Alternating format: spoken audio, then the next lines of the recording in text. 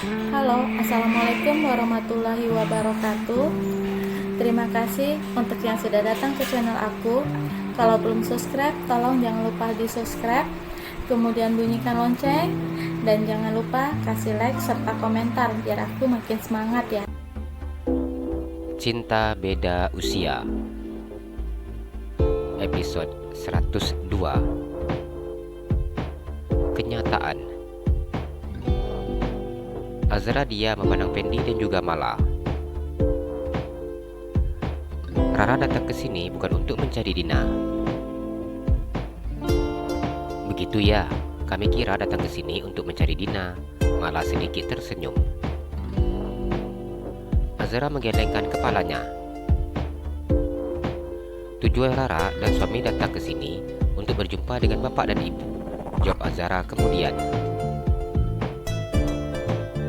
Azra memandang pasangan suami istri yang duduk di depannya. Pasangan suami istri itu hanya diam dan sedikit menundukkan kepalanya.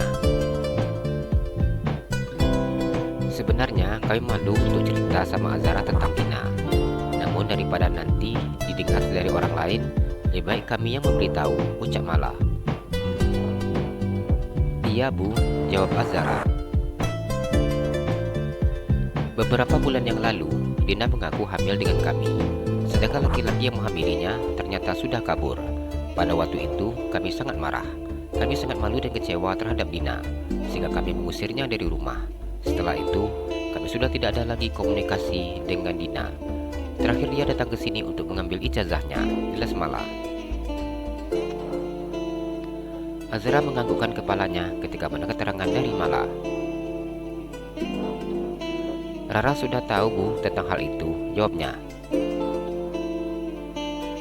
Apa dia ada menemui Rara? Tanya Mala.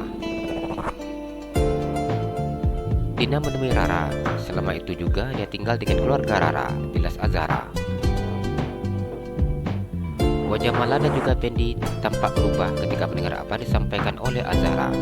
Mala ingat ketika dirinya memblokir nomor yang menghubunginya dan selalu mengatakan tentang Dina. Apa dia sudah melahirkan? Tanya Mala. Azra menganggukkan kepalanya. Dina sudah melahirkan sekitar 50 hari yang lalu. Azra sedikit tersenyum. Apa anaknya sehat? Tanya Mala. Sehat, jawab Azra. Di mana dia sekarang? Tanya Pendi. Mengapa tidak Dina yang datang langsung menemuinya? Mengapa Dina harus menyuruh temannya datang ke rumahnya? Pikir Pendi. Setelah melahirkan anaknya, Dina pergi, jawab Azra. Kenapa dia seperti itu? Pendi mengusap wajahnya. Untuk yang kesekian kalinya, ia kecewa dengan anak yang sudah dibesarkannya itu. Dina bukan anak kandung kami. Kami menemuinya di tempat pembuangan sampah. Kami memperlakukannya sama seperti anak kami. Dan kami juga tidak pernah memberitahu dia tentang hal ini sebelumnya. Namun begitu mengetahui dia hamil seperti ini, kami begitu sangat marah.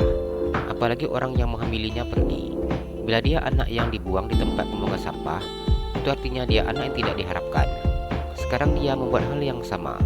Karena alasan ini, kami sangat marah dan mengusirnya pergi. Kami tidak menyangka bahwa dia akan meninggalkan anaknya setelah melahirkannya. Malah mengusap air matanya. Rasa sakit di hatinya sudah tidak bisa diungkapkan dengan kata-kata. Pendi hanya diam dengan kepala yang tertunduk. Kami akan mencoba mencari Dina, ucapnya kemudian. Tidak usah pak, bapak sama ibu tidak usah mencari Dina. Karena Rara tahu Dina pergi kemana. Azra berusaha menahan air matanya. Maksudnya? Tanya Mala. Apa dia sengaja tidak membawa anaknya? Apa alasan dia melakukan ini? Tanya Pendi. Pendi merasa sesuatu yang tidak enak saat mendengar apa yang dikatakan oleh Azra. Ia berpikir bahwa Dina pergi setelah mengambil barang-barang berharga di rumah keluarga Azra, sehingga Azra mencarinya. Atau jangan-jangan Dina saat ini sudah di tahanan. Apa dia pergi dengan bawa barang-barang? Tanya Mala. Dia pergi nggak bawa apa-apa, jawab Azra. "Di mana dia sekarang?" tanya Penny. "Rara akan bawa ibu dan bapak ke tempat dia berada." Azhara sedikit tersenyum. Penny dan Mala menganggukkan kepalanya. "Papa mau pergi sekarang?" Azhara menatap Penny dan Mala secara bergantian. "Bisa," jawab Penny. Dia sudah tidak tahu lagi harus berkata apa.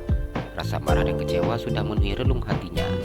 Dadanya terasa sakit dan sesak ketika mengetahui apa yang telah diperbuat oleh Dina. Malah memandang bayi yang saat ini ada di tangan Azhara dan Ferdi, namun ia tidak mampu bertanya. "Saya sudah siapkan mobil untuk bapak dan ibu," jelas Ferdi. Mala dan juga Penny menganggukkan kepalanya. "Rara dan baby sister tunggu di sini boleh ya Pak?" pinta Azhara. Ia tidak mungkin ikut bersama dengan suaminya dengan bawa kedua anaknya yang masih bayi. "Tidak apa, kalau Azhara mau di sini kami hanya sebentar saja," ucapnya. "Ya sudah, hati-hati ya Bu, Pak," ucap Azhara. "Bang pergi sebentar ya sayang." Dia mengusap kepala istrinya. Ia mencium pipi anaknya secara bergantian. "Iya," jawab Azhara. Mala dan Penny pergi mengikuti Ferdi. Mereka naik ke dalam mobil yang sudah disiapkan untuknya. Berbagai pertanyaan tidak ada henti-hentinya muncul di benak pikirannya. Rasa marah, rasa kecewa, semua bercampur menjadi satu ketika mereka mengetahui seperti apa kelakuan anak yang sudah dibesarkannya.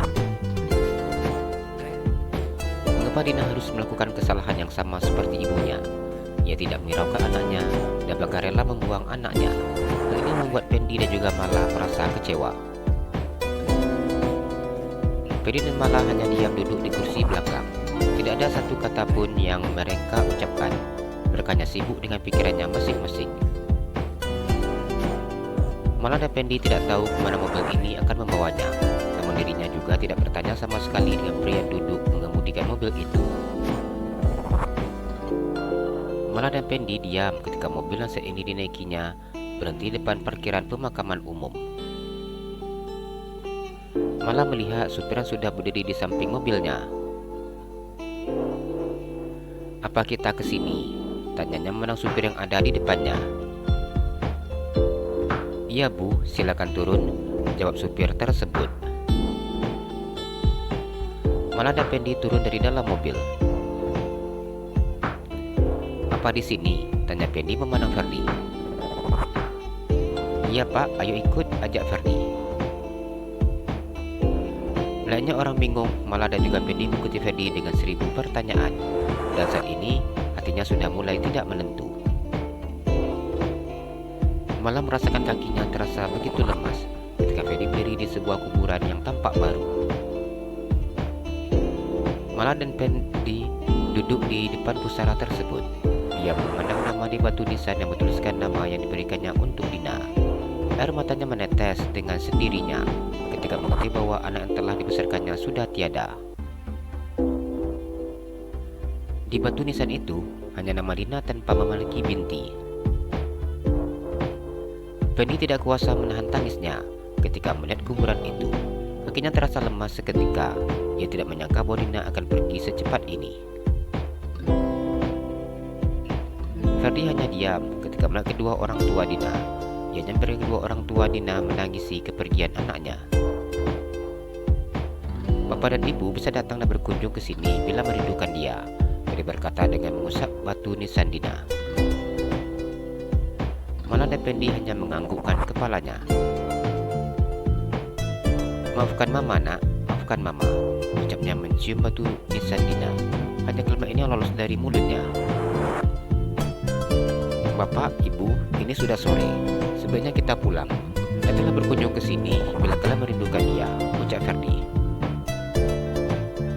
Penny menganggukkan kepalanya. Ia mencium batu nisan anaknya. "Maafkan Papa nak. Papa sayang sama Dina. Namun Papa matul marah dan kecewa." Penny menangis memeluk batu nisan putri angkatnya. Jalan-jalan ke Pekanbaru, jangan lupa beli sepatu. Kalau kamu suka channel aku, please subscribe aku. Terima kasih.